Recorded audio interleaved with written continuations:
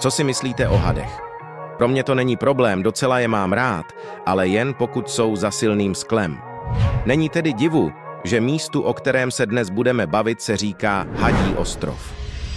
Celým názvem Ilha da Queimada Grande se nachází poblíž břehu Brazílie a je pravděpodobně nejvíc nebezpečným místem na planetě.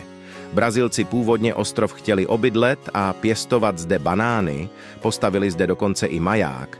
Návrh byl však zavrhnut hned, co zde zahynul správce majáku. Od té doby je ostrov zcela neobydlen. Údržba majáku se však každý rok ještě provádí a s ní i kontrola stop po pytlácích, kteří jsou ochotni darovat svůj život pro vzorek jedu od hada na prodej na černém trhu. Správce zahynul, jak jste si již určitě domysleli, na kousnutí velmi jedovatého hada, který dosahuje rozměru až 90 cm. Avšak někteří hadi na ostrově dosahují délky až 2 metry. Tohoto hada, kterého neuvidíte nikde jinde než zde, jeho domov je totiž pouze na tomto ostrově, a to na každém vašem kroku. Dalo by se tedy říct, že na každém kroku vám hrozí smrt od hada jménem křovinář ostrovní, proto je také na ostrov vstup zakázán, ale ne však pro každého.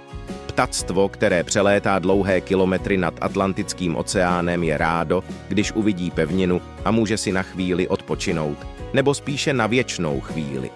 Hadi se zde tedy živí ptactvem, které usmrtí ihned, pro člověka je však smrt delší a hodně bolestivá.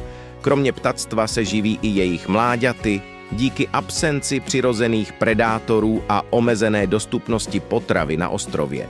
Možná si kladete otázku, jak se sem sami hadi dostali? Hadi se na ostrov dostali z pevniny, když před 10 000 lety byl ostrov součástí pevniny, poté stoupala hladina oceánu a hadi zde byli uvězněni a byli donuceni se naučit na ostrově žít a obstarat potravu, což se jim, jak víme, podařilo a kvůli tomu jsou ještě dnes naživu. Různé starší pověsti však tvrdí, že hadi byli na ostrov doneseni piráty, aby chránili poklad na ostrově.